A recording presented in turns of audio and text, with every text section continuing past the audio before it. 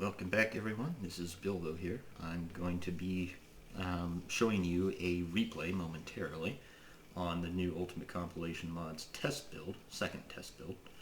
It is now independent of Reforged in terms of installation. We're still a sub-mod of Reforged, but it does not require the use of Reforged to play. It has its own folder and its own batch file, so it's pretty straightforward to install. I'll leave a link in the description to the article that contains the link for the test build download. But because I don't have faction lore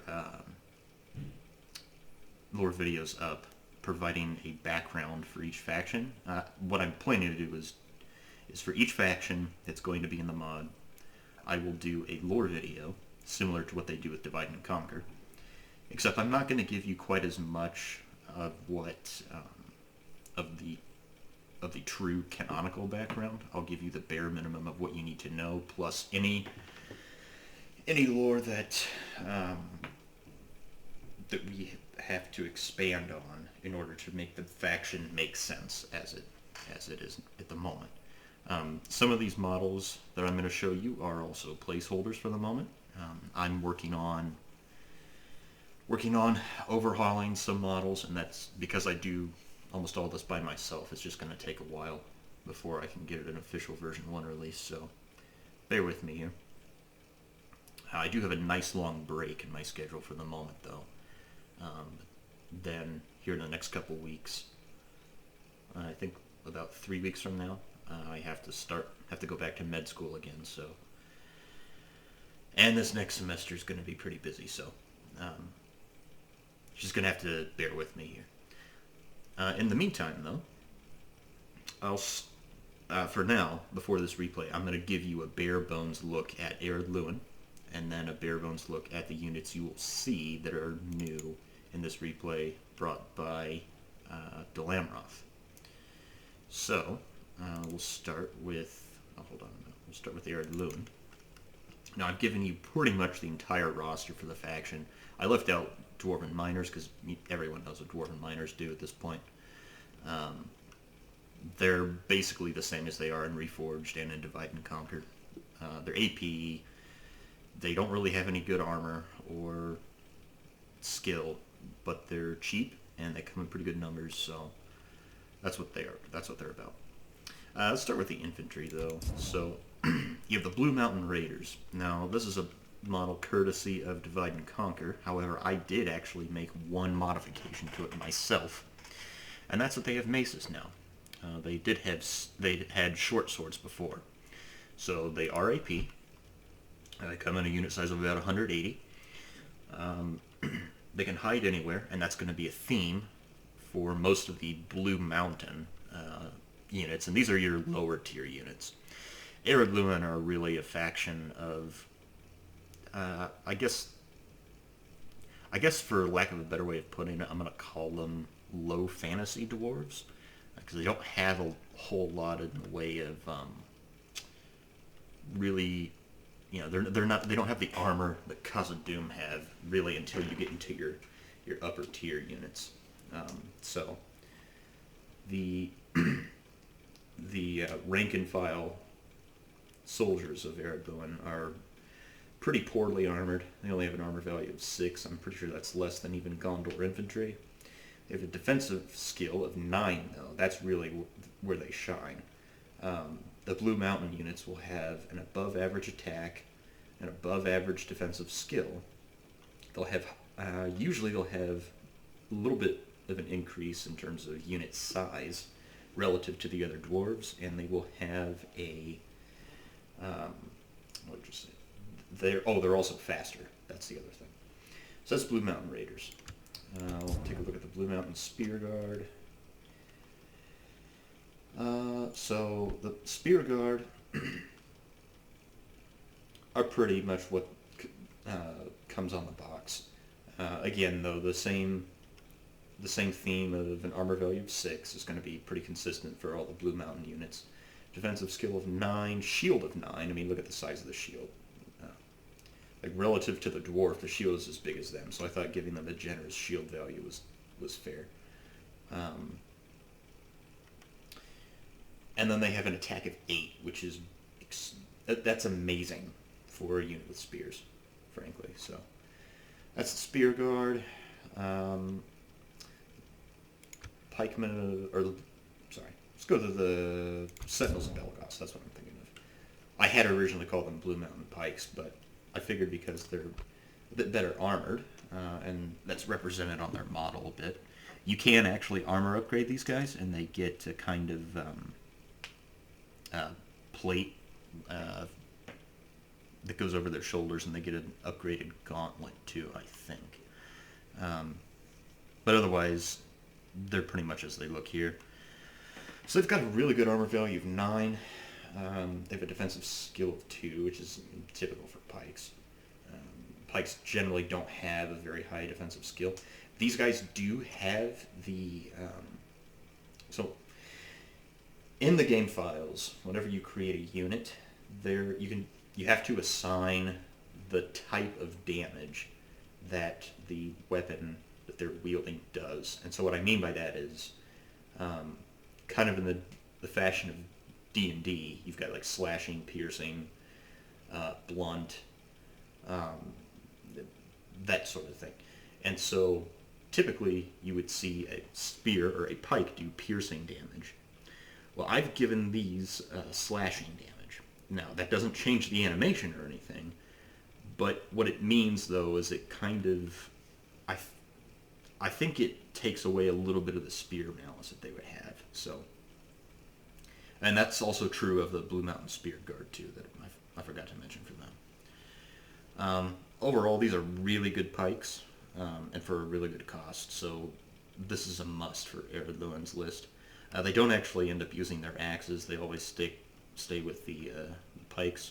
Maybe at some point in the future I'll I'll change their animation so that they use their axes, but for now it's probably not going to happen. Yeah, so that's the Sentinels of Belagos. Blue Mountain Axes. These guys hide anywhere as well. They are basically, if you were to take Axemen of Lasarnik, increase their attack by a lot, but take away quite a bit of their armor, you've got roughly the idea of what they do. I mean, they're really powerful shock infantry, but they're easily countered by shooting them. They do have a really good defensive skill, though, skill of 9, so the 6 and 9 is pretty typical for the Blue Mountain units, and that I'm going to maintain that for now. Their AP, of course, can hide anywhere. I do recommend Eredluin players use them as well. We may end up replacing this model in the future just with the same model as the Blue Mountain Raiders, but without the shield and the mace, and just give them the axe instead, just for the sake of uniformity. Let's see here. And we've got... So that deals with all the Blue Mountain units. We'll go into the Belagos Iron Guard, which this is a model from 3rd Age Reforged. Or, sorry, not 3rd Age Reforged. The original 3rd Age. I found it in the Massive Overhaul submod, aka Moss. Oh, yeah, so the other models I took from Moss were the Blue Mountain Axes and the Sentinels of Belagos. So credit to them for their models. The Blue Mountain Spear Guard are the Khazad Sentries, I think is what they're called, and Divide and Conquer, so credit to them as well. Let's see, the Belagos Iron Guard. If you were to take the...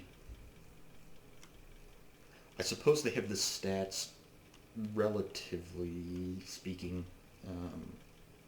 somewhere in the ballpark of like Knights of the Silver Swan, the dismounted version, but with only 1 hit point and a slightly lower defense. That's kind of what you're looking at with these guys.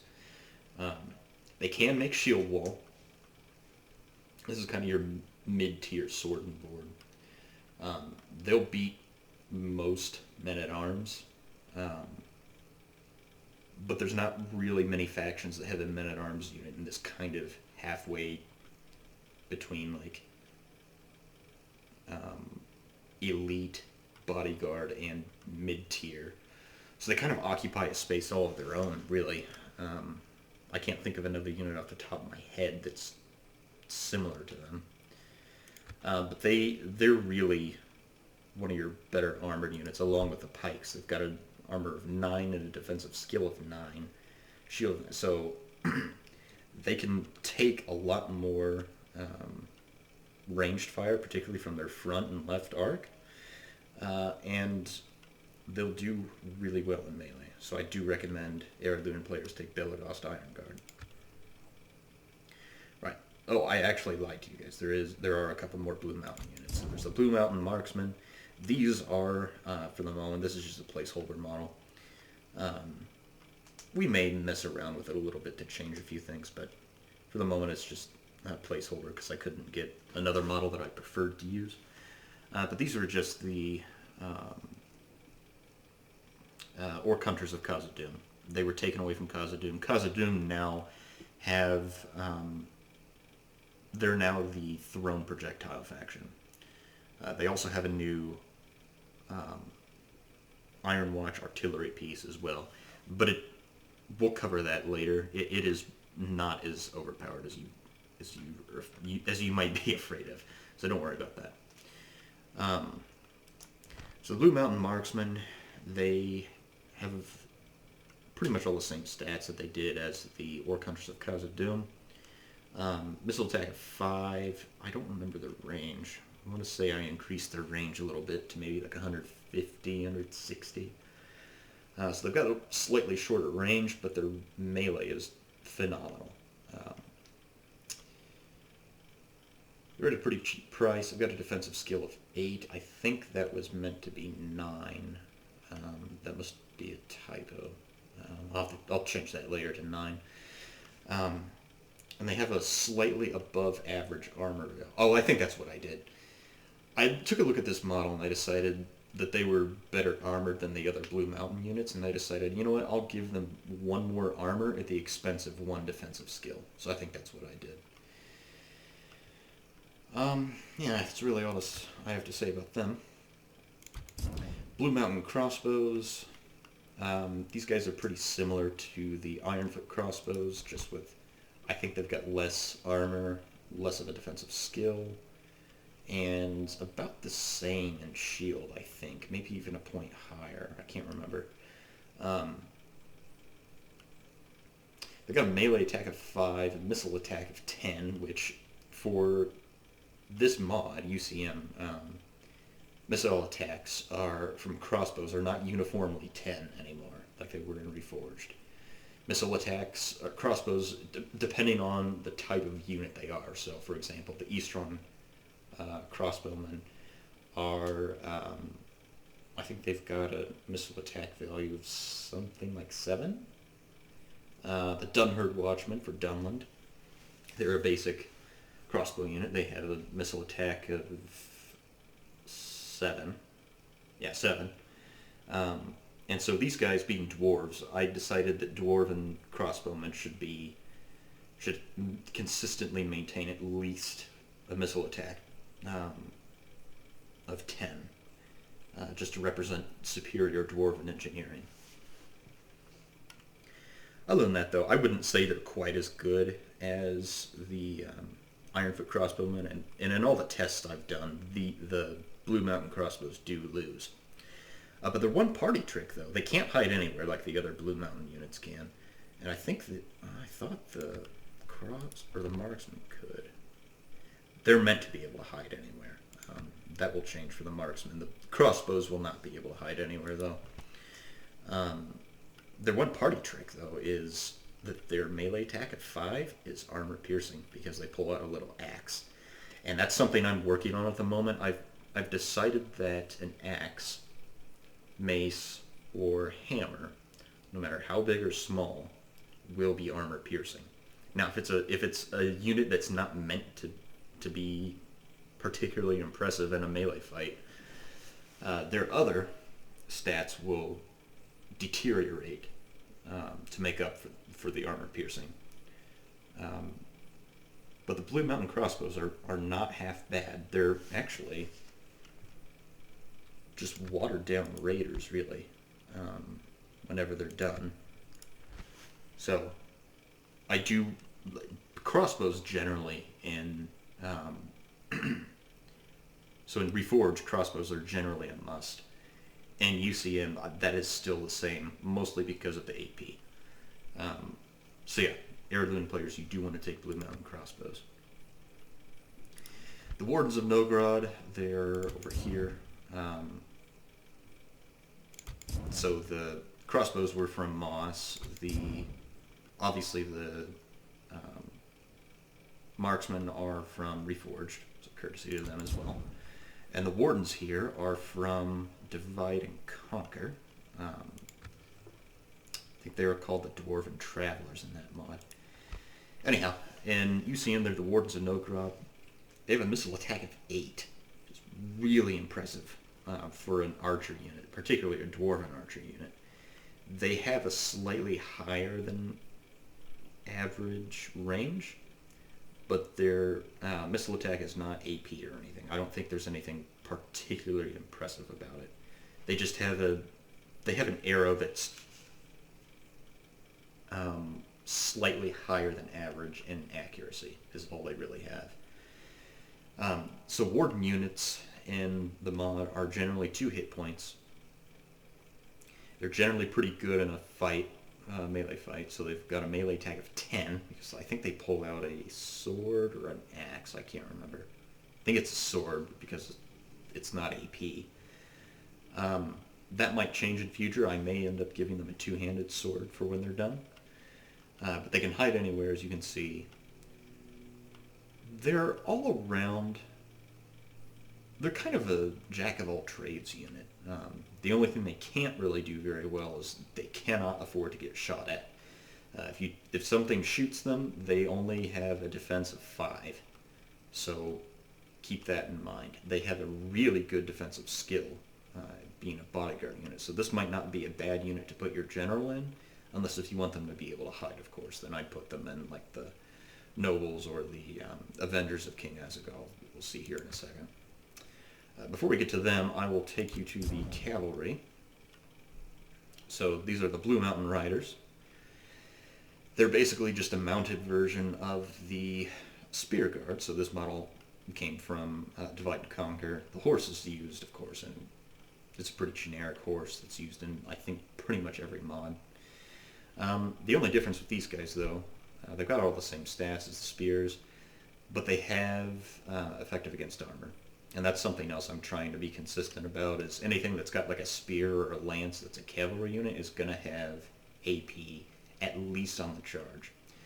Now, given that they don't have any other weapon, they just continue to use their primary attack, which is the attack they charge with as well.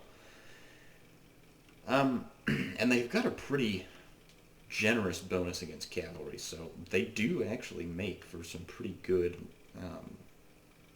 kind of a combo of anti-cav and anti-infantry. So I do recommend you take the Blue Mountain Riders. Good use in any army. We'll go back to the 2 kind of top tier units you've got. So first you've got the Nobles of Nogrod, and they are a 2-handed sword master unit, courtesy of Divide and Conquer. They are not armor piercing. Most dwarves get a combat bonus in snow, though. They got a defense of 29, most of which is wrapped up in defensive skill, though they do have an armor value of 12, so this is really one of the powerhouse units that Heirloom can bring in terms of armor. We haven't really seen anything approaching this level, this armor value yet. Really, you only have 3 units that have this level, or this kind of armor rating. You got an attack of 23 and a charge bonus of 16. That's pretty average. Overall, though, I would say they're worth taking. They're no Haven Guard. They're no Nazkai. They're no Sires of the Noldor. That you'll also, and all of that will make sense after I've done all these faction lore videos later. But that's the Nobles of Nogrod for you. Then we have the Lords of Nogrod, which is just a mounted version of the nobles, except that they're AP, and that's subject to change at the moment. They're not particularly great on the charge, but in sustained melee, they make for some. They're kind of like a melee knight sort of unit. So I do recommend, if you're going to take cavalry, and there's no reason not to, you probably have maybe even better cavalry actually than Erebor do. I mean, in all the testing I've done, the Lords of Nogrod kind of put the hammer guard in the dumpster. So I would say that the little bit of cav I've given to Ered Thuin makes them kind of stand out from the other dwarven factions.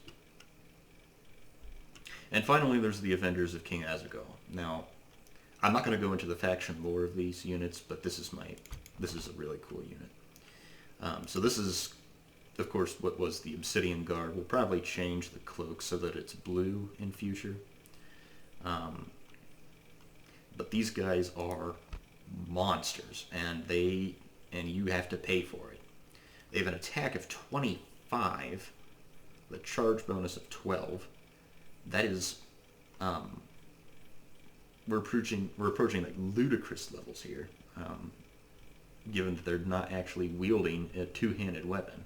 They're dual wielding axes and or swords, or some combination thereof. But they are AP. They have a total defense of 33 with an armor value of 13. There are only a handful of units in the game that have a higher armor value than that. They have 2 hit points, of course, and a defensive skill of 20, which is much higher than average. I think the average bodyguard unit defensive skill is probably somewhere in the ballpark of 15 or 16, to give you an idea. And the Nazgul, I think, have the highest defensive skill, and I think it's somewhere in the ballpark of 25. So these guys are incredibly powerful.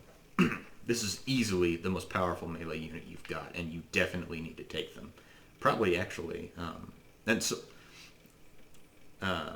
one thing I'll tell you real quick is that the unit sizes for the real dwarven powerhouse elite units have been reduced to this size of 53 to kind of compensate for that. Any average bodyguard unit, though, is going to stay at the normal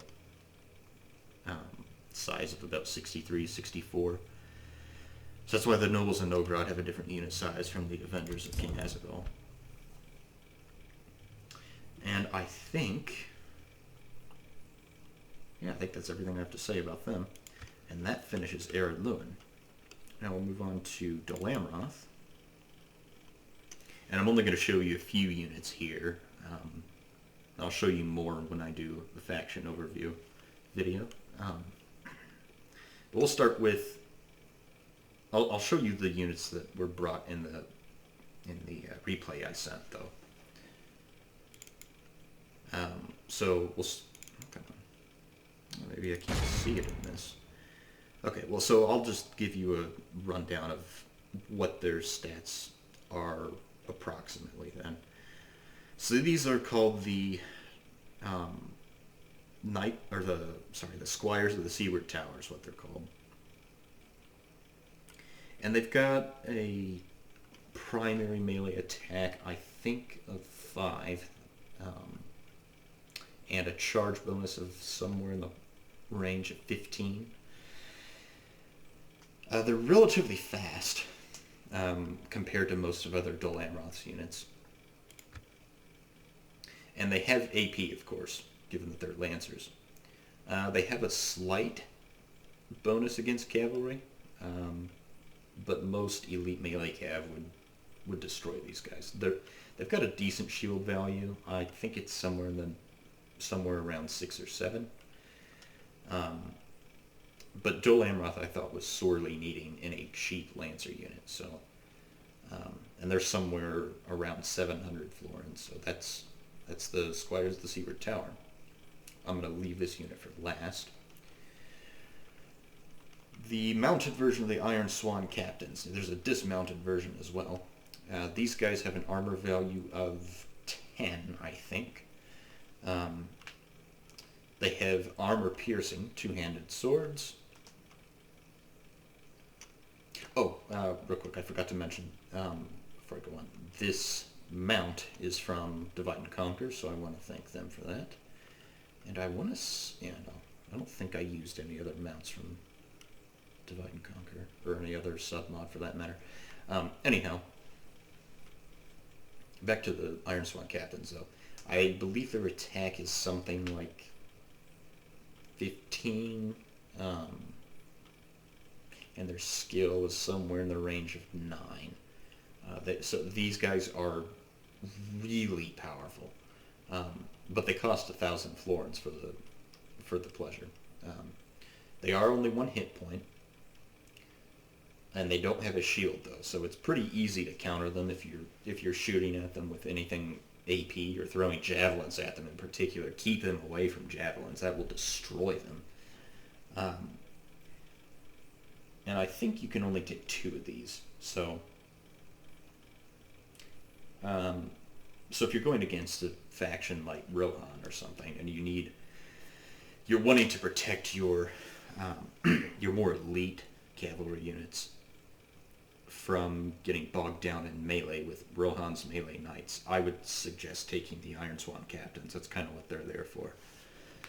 They don't have a particularly powerful charge. I think it's no more than 10, if I remember correctly. So,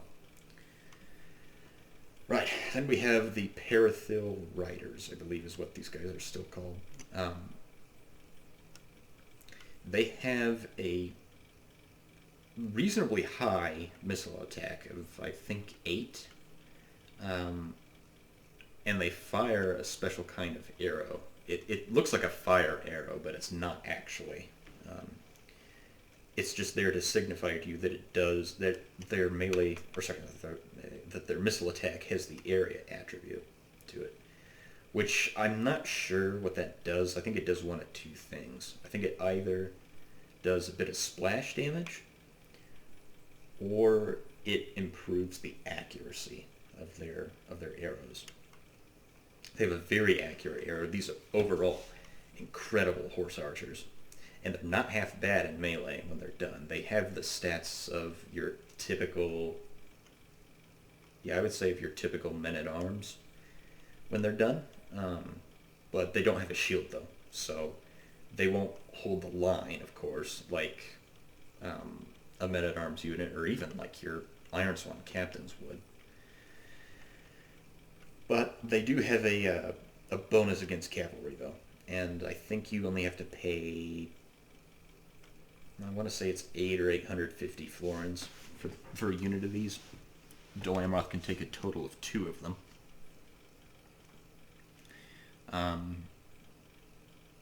So that's the Parathil Riders. And finally, and this is one of the most powerful cavalry units in the game at the moment, that is the Haven Masters. Now this unit model came from Divide and Conquer, so credit to them. The mount is from Reforged, though. And these guys, the best way to describe them is they are Haven Knights with maybe slightly reduced melee stats, such as defensive skill and or attack and whatnot. I can't remember for sure what the final version of their stats is right now, but you can basically think of Haven Knights with a bow, and similar to the Parathil Riders, they fire a special kind of arrow, and I think it's actually it has the same kind of trail that the Dragon's Wrath crossbowmen, I think is what they are. Yes, and Reforged. It has that same kind of trail to their arrows. I think it has a slightly higher mass, but it's not enough to really disrupt the unit. Their missile attack, though, is somewhere in the ballpark of 8. So I think you get a lot of utility out of these guys. Just like Haven Knights, they have a really good shield, really good armor, they have really good defensive skill, and their armor piercing. They are the entire package. You can shoot at the enemy, harass them, you can run away because they're reasonably fast, and if it comes down to it and they get stuck in melee because you lose micro like I do all the time, they're very, very few units that they won't just destroy. Cavalry units, I mean, and even, frankly, melee units.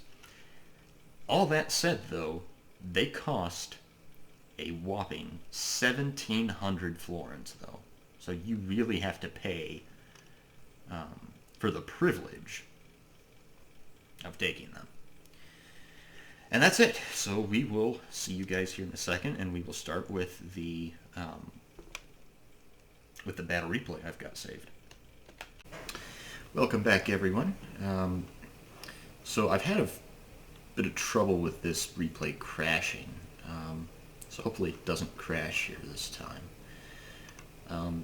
Anyhow, if everything's gone according to plan, I've shown you the kind of a brief breakdown of the forces that will be taken that you're not familiar with by Dol Amroth and by Ered Luin on the other side. Oops, excuse me here. Today, Ered Luin will be played by Commander Legolas, and I, of course, will be playing Dol Amroth. Right, so the other than the units that I've already shown you, I will be taking Iron Swan Captains, Knights of the Silver Swan, Parathil Horse Lords, and I believe, let's see where they at. Haven Masters, I've already shown you those. I believe, where are they at? I've taken the Royal Court of House Galador, better known as the Erethiran of Dol Amroth. Can't find them in this mess, so anyhow, I know they're in this battle replay though, so what we'll do is we'll go ahead and we will fast forward until deployment is done. And this is a pretty short replay, only 11,000 frames. And if I remember correctly, Legolas should deploy his Ered Luin forces just down the bottom of the hill there, so this will be a quick one. And so my initial plan is to ride out with my horse archers, all my horse archer units. And I'm going to kind of try to, what's the word I'm looking for? Try to bait out any kind of ammo from, because I know he's probably going to have crossbows down there, so try to bait out some ammo and get them in doing the Cantabrian Circle. I've had a little bit of trouble getting them to actually do it, though. They have the ability active, but whenever you select it, they don't seem to want to do it for some reason. So we're just going to test his force here. And you're about to see, yeah, that's the ammo that the Parathil Riders use that I was talking about before. As I say, it looks like fire arrows, but it's not actually, and you can tell that it's not because it is highly accurate.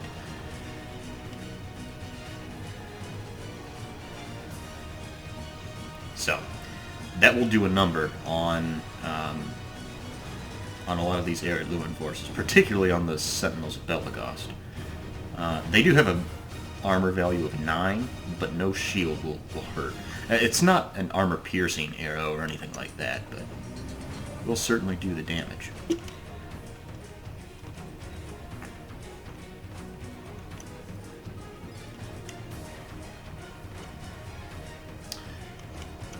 So I noticed that he's bringing up his crossbows and he's about to fire, so I'm going to pull my my Paratho Riders out, but not before he gets a few shots off. And that hurts, but that's... You know, I could sleep at night with that level of casualties, put it that way. I'm not going to be too worried about it.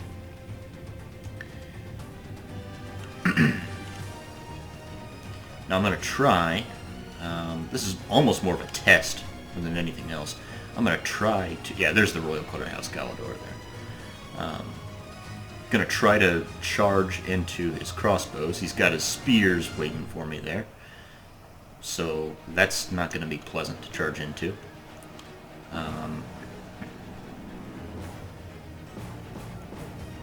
Saying that, though, the Royal Court probably did a fair number on these dwarves here. Yeah, it looks like they got some decent kills off. And the squires of the Seaward Tower, looks like they got some decent kills as well. So spears will stop them. Will stop a charge, but looks like you know, with an armor-piercing charge at full tilt, lances down, it will still do quite a number on these spears. Crossbow's opening up again, but I do manage to pull everything back. And so at this point, I'm considering my options, because he's kind of boxed everything in. He's got stakes over here, so I can't... Well, I could, but it's tricky. And he's got stakes in the back. So the tricky part is going to be, how do I deal with these pikes and these spears to get into the crossbows? He's got a lot of dwarven miners. Legolas likes to take his dwarven miners. Personally, I'm like, I know their utility, and but even in the Ultimate Compilation mod, I would say that I wouldn't take as many as he has. I think he's taken 3 or 4, actually. Or maybe he's only taken 2. Usually he takes 3 or 4. Yeah, that might only be 2. No, I bet that is 3. Anyhow, so I'm going to... so a lot of stuff is about to happen really quick, so I'm going to I'm going to slow things down a little bit. I'm going to bring forward my riders, trying to get them into loose formation here. I'm going to fire into his Sentinels of Belagost over here. And then I'm going to apply maximum pressure all in one spot with all the lance units and melee cavalry I've got. I was thinking that was kind of my only hope of beating this force. You'll probably see something here in a few minutes, maybe in the background, depending on where I've got the camera, but I initially thought this was the actual Erebor map, and so I was expecting there to be a...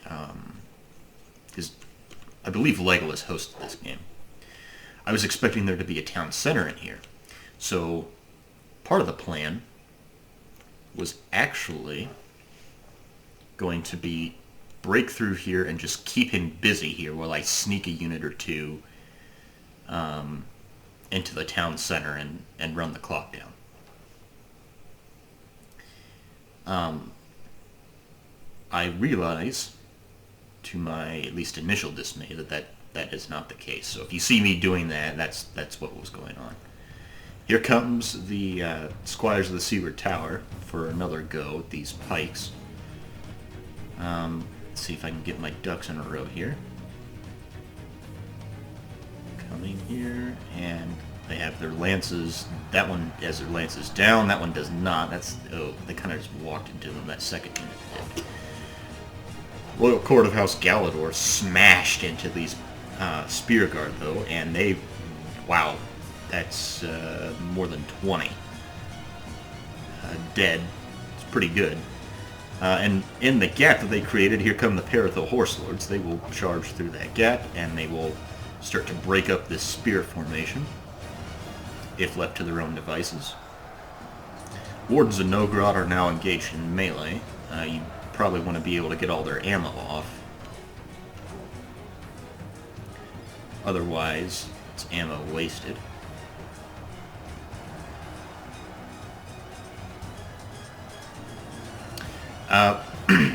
And so far, actually, despite these being spears and pikes, the Cav are liking this fight. And I think it's mostly to do with the fact that I've punched through the middle here and just broken up the formation. He is firing into us point blank with his crossbows, wherever they're at.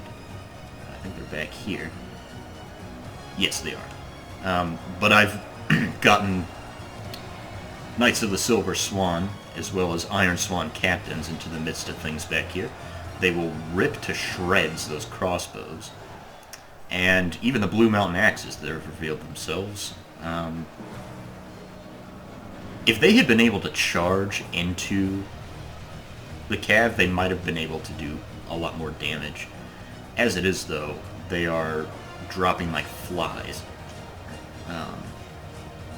This unit will probably do a little bit better because they were only... The Royal Courthouse Galador didn't get the best charge.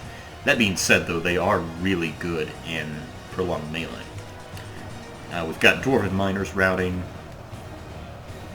We've got Blue Mountain Raiders that revealed themselves. Looks like they're probably going to try to come into these Parathil Horse Lords. Yes, I think that's... looks like he changed his mind. Firefight here going on. The Haven Masters are, I think, are out of ammo at this point. It's just the Parathil Riders. This somewhat depleted unit firing still. And as you can see, I'm kind of slowly sneaking them by, as I said earlier.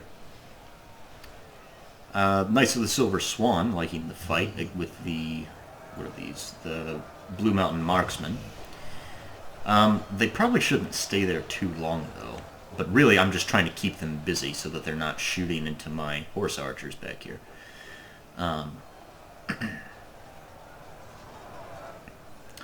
Belagast Iron Guard are... Yeah, that's not... I really needed to be moving the Royal Courthouse Galador around. It's difficult to micromanage an all-cavalry army, though. As the defense I would plead.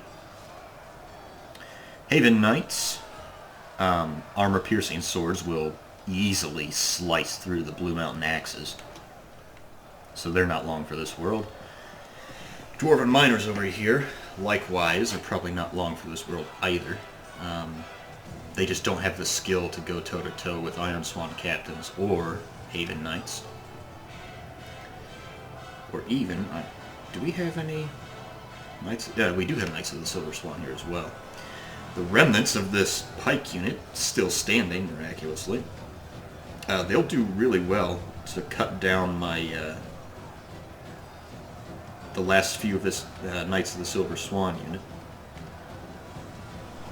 Back over here we have Parathil Horse Lords keeping the Spear Guard tied up so that we can continue to scythe our way through the Blue Mountain Marksmen and the crossbows. Blue Mountain Raiders, excuse me, still haven't brought the Horse Lords down, which is kind of surprising. They have an attack of 8 that's armor-piercing, so I would have expected them to do a little bit better. But there you have it. These Blue Mountain axes are still standing, as I kind of predicted earlier. The Royal Courthouse Galador will really be hurting from that, and the Iron Swan Captains are pretty well depleted at this point as well.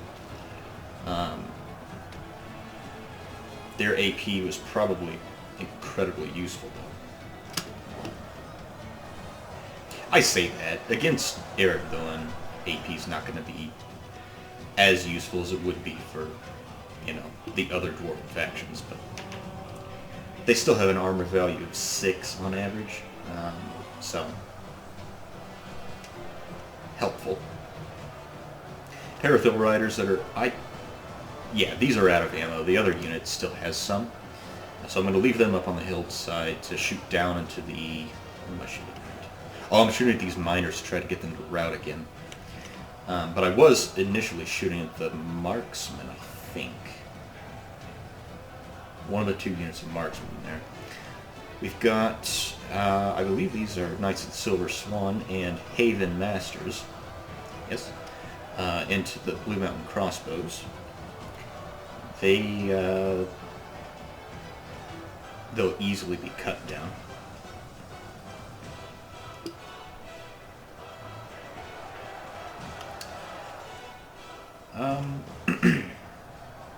The Blue Mountain Raiders look like they were really liking that fight, but everyone else is still kind of struggling, which is it really surprised me how well Joel Amroth's cavalry was able to do in prolonged melee, because a lot of these haven't really changed that much from Reforged.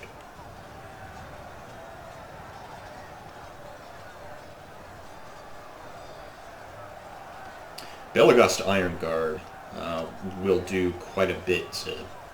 They won't necessarily beat the Haven Knights, but between their sturdy armor and their really good shield, they can cover a little bit more for the for the Blue Mountain Raiders, while the Blue Mountain Raiders use their AP maces, cracking on in against the Haven Knights. So that's a good play by Commander Legolas there. And we're still firing from the riders up there, though. What are we firing into? Yes, marksmen. That's what it is.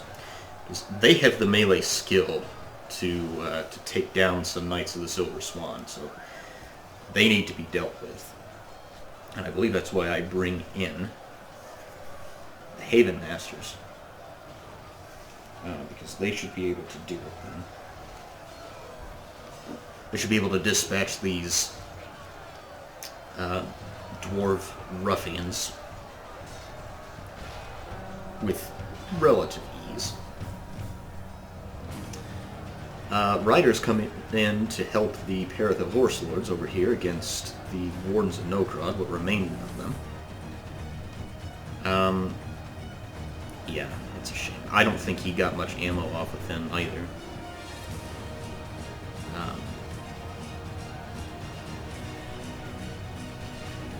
If it had been me, I would have kept them probably up on this hillside, to be honest.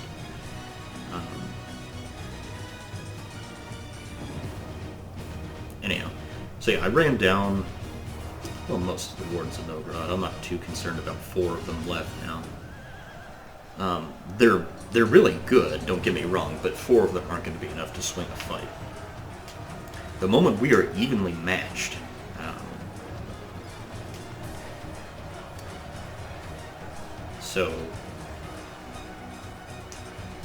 so far it just goes to show you that if you're able to punch through a phalanx or a spear wall, you can actually win the day with cavalry, provided you're able to flank and surround.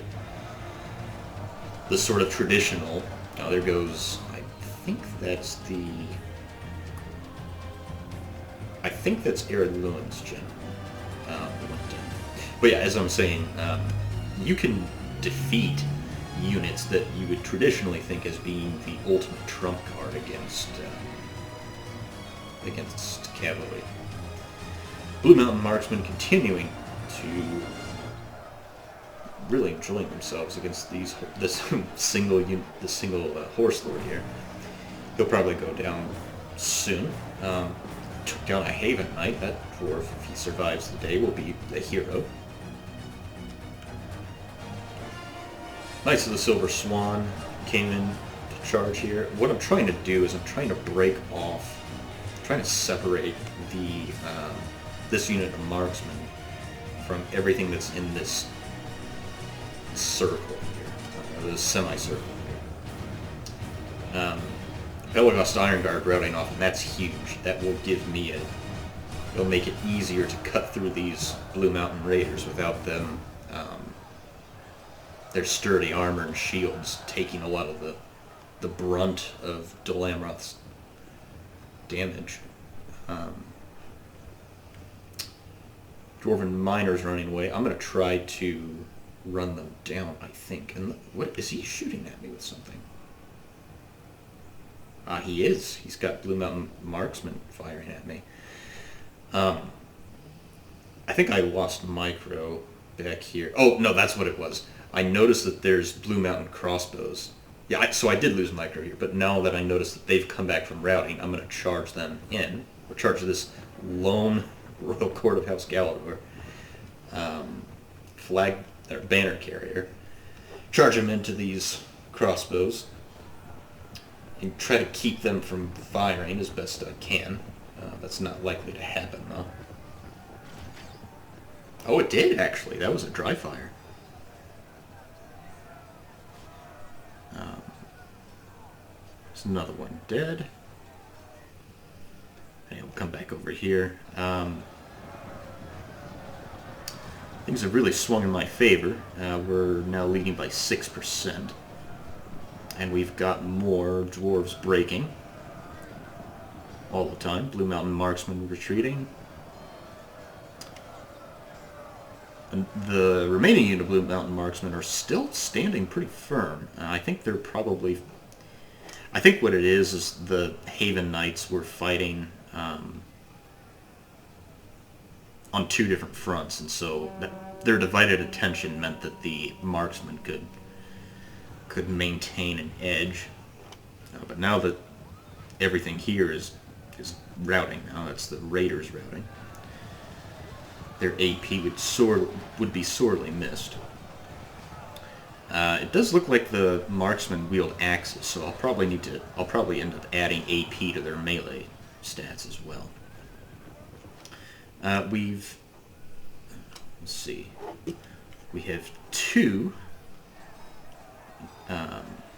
So the banner carrier for the Royal Court is still standing here. Probably not for much longer because these are wielding AP axes. And a Knight of the Silver Swan. Oh, they go down at the same time. There's still 9 of them.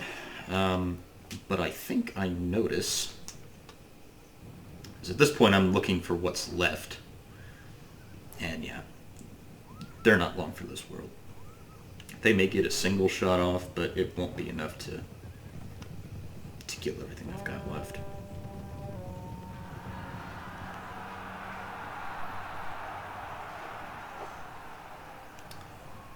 And there they break. And that's the battle.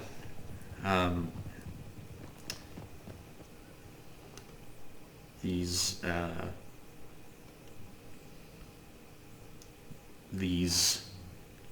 dwarven troublemakers lie bleeding and broken beneath the webbed feet of the Swan. That was something that Gallo did that I thought was kind of funny. Anyway, so the damage. The Haven Knights, 398 kills, which is... that's wild. The Royal Court, close behind them, 380. Everything else did okay. I guess the Horse Lords did pretty well. 177, 131. They're really kind of... I think their stats reflect kind of a upgraded men-at-arms with a higher than average attack on a horse, basically, is what they are. And given that Legolas took a lot of units that would have had some kind of a spear malice, I think that once the formation is broken, there's not a whole lot you can do to stop being surrounded. And he didn't seem to have control of his micromanagement with regard to all the hidden units he had that he could have activated, barring initially in the battle when I charged into the hidden spears. That was a good move. But I happened to stumble across a lot of hidden dwarves, and either walk into combat with them, which obviously is not ideal, or charge them with mixed success, but enough to win the day, though, and to the point that this is a heroic victory. The Iron Swan captain's got 211 kills. Like I said, they're monsters. Haven Masters only 184, which is a little surprising to me, although they mostly kind of stayed out of the fight until the very end. So that's where I had my general. Probably the best place to keep your general, by the way, if you're playing Dol Amroth, is in the Haven Masters. And I think that's about all. So, thank you to Commander Legolas for playing. Thank you to everyone for watching. And hopefully you'll be with us for the next replay. It should be coming soon.